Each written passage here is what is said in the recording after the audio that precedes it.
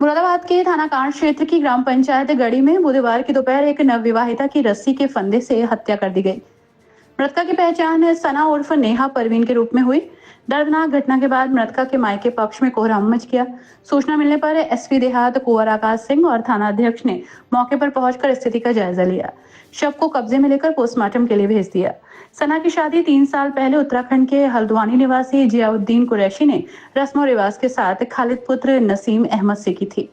खालिद पिछले 1 साल से सऊदी अरब में नौकरी कर रहा है। सना की 2 छोटी बेटियां हैं, एक मात्र 6 साल की है और दूसरी 18 माह की। परिजनों का आरोप है कि 2 बेटियों के जन्म के कारण सना को ससुराल वालों की प्रताड़ना झेलनी पड़ रही है। घटना वाले दिन 27 मई को दोपहर करीब 1 बजे ससुराल पक्ष से किसी बात को लेकर सना का विवाद हुआ। कुछ ही देर बाद वो कमरे में मृत मिली। इसके बाद गले में रस्सी का फंदा लगा हुआ था, जिसके पास बैठी दोनों मासूम बच्चियां बिलख रही थीं। ये दृश्य बेहद हृदय विदारक था। मृतका के पिता जियाउद्दीन कुरैशी ने मीडिया से बात की और कहा कि उन्होंने अपनी बेटी की शादी धूमधाम से की थी, लेकिन शादी के बाद से ही ससुराल वाले दहेज की मांग करते रहे। उन्होंने कई बार उसकी मांगे पूरी की, बावजूद इसके बेटी को आए दिन मानसिक और शारीरिक रूप से प्रताड़ित किया जाता रहा। उन्होंने आरोप लगाया कि बेटियों के जन्म के बाद ससुराल पक्ष का व्यवहार और अधिक क्रूर हो गया। आए दिन झगड़े और मारपीट होती रही। मंगलवार को भी इसी विवाद के चलते ससुराल पक्ष ने मिलकर सना के गले में रस्सी का फंदा डालकर उसकी हत्या कर दी। उसी टाइम से पूरे गांव से पूछ लीजिए। एक तो आरोप होता है कि भाई आरोप लगा दिया, दहेज मांग रहा, ये कर रहा, वो कर रहा। एक मुद्दे आप खड़े हैं बगल में मेरी, किस तरह से मैंने शादी करी पूरे गांव से आप पूछ सकते हैं। आधे से ज़्यादा गांव गया था मेरा बारात में। हर तरह से मैंने कोई कमी नहीं छोड़ी होगी, पूरे गांव में पूछ लीजिए। खिलाने में, पिलाने में, दहेज में, दान में। उसके बाद उसका जो मकान है वो सरकारी कुएं के ऊपर बना हुआ है।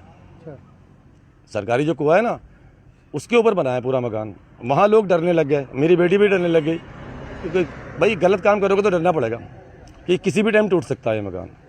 उसी चीज़ को लेकर बवाल होता रहा। मेरी बेटी ने कहा पापा ये कह रहे हैं कि अपने बाप से ज़मीन दिलवा ज़मीन। ये बैठे भाई साहब, इनसे पूछ लीजिएगा आप।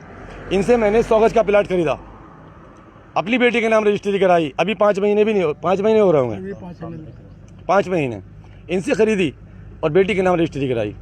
उससे पहले कोई काम नहीं कर रहा था, बिल्कुल कहीं रहता था। कहाँ रहता था पहले? ये विवाद की मेन वजह क्या थी? विवाद, लालच, सिर्फ लालच और कुछ नहीं। 24 घंटे पैसा, जब गया तब जो मदद करनी थी करी, समझे। उससे पहले शादी से पहले कार, बाद में कार नया गाँव से लेके दिया आपके, वो बताएगा आपको वो लड़का, हमारा भतीजा फरमान लेके दिए, खरीद के दी 1,45,000 रुपए की। उसके बाद भी जो मुझसे हो सका मैं अपनी बेटी के लिए करता रहा। आखिरी लड़ाई की जो वजह है उसकी 3 साल के अंदर 2 बेटियां पैदा हो गई, दोनों ऑपरेशन से हो गई। बस वहां से जंग शुरू हो गई। बेटी पैदा क्यों हुई? दामाद क्या करते हैं आप? दामाद कुछ नहीं करता था, यहाँ ड्राइवर था, गाड़ी चलाता था। अब वहाँ क्या कर रहा होगा मुझे मालूम नहीं, वहाँ क्या कर रहा होगा मुझे नहीं मालूम। यहाँ ड्राइवर था वो। लेबर है, लेबर। मृतक कौन थी आपकी? मेरी बेटी। मृतक के ससुरालियों का कहना तो ये है कि इन्होंने खुदकुशी की है। किसको कौन कह रहा है? उसको देखा आपने, मिली कहाँ पर है वो? किसी ने टांगा उसको, क्या करा हमें नहीं पता। हम जब आए हैं, सब लोग आए, तो हमें तो घटना स्थल से कम 150 गज दूरी पे मिली है पड़ी हुई वो लड़की। और जो मेरे बेटे वगैरह पहले आ गए थे, वो लाश थी नहीं वहाँ पर। जब हम लोग आए तो दूसरे मकान पता लगा?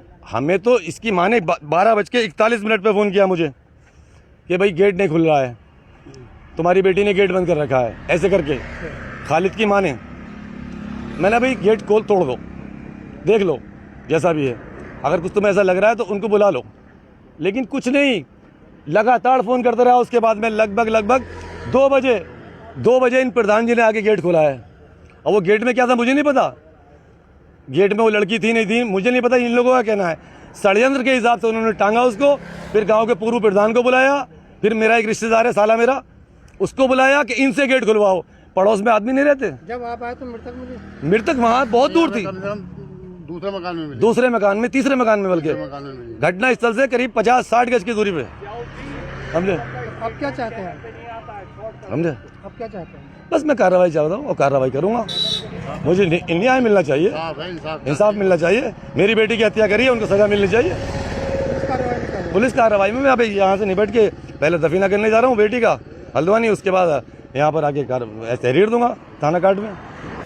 पुलिस ने पिता की तहरीर के आधार पर मामला दर्ज किया है, जांच शुरू कर दी है।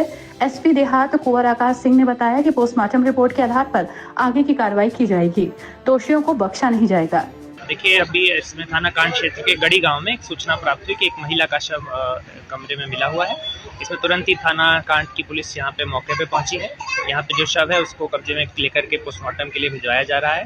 फील्ड यूनिट को भी बुलाया जा रहा है। इसमें साक्ष्य संकलन की कार्रवाई की जा रही है। हम आगे जो भी विधिक कार्रवाई होगी वो प्रचलित है। अब तक क्या साक्ष्य मिले हैं सबके? अभी देखिए, इसमें भी इन्वेस्टिगेशन चल रही है। अभी जो भी अभी इसमें आगे कार्रवाई होगी वो साक्ष्य के बेसिस पे होगी। एक बार फिर समाज में बेटियों को लेकर संकीर्ण मानसिकता और दहेज जैसी कुप्रथाओं की क्रूरता को उजागर करती है। फिलहाल सना की मासूम बच्चियों की हालत देखकर नम हो रही हैं आंखें और न्याय की मांग तेज हो रही है।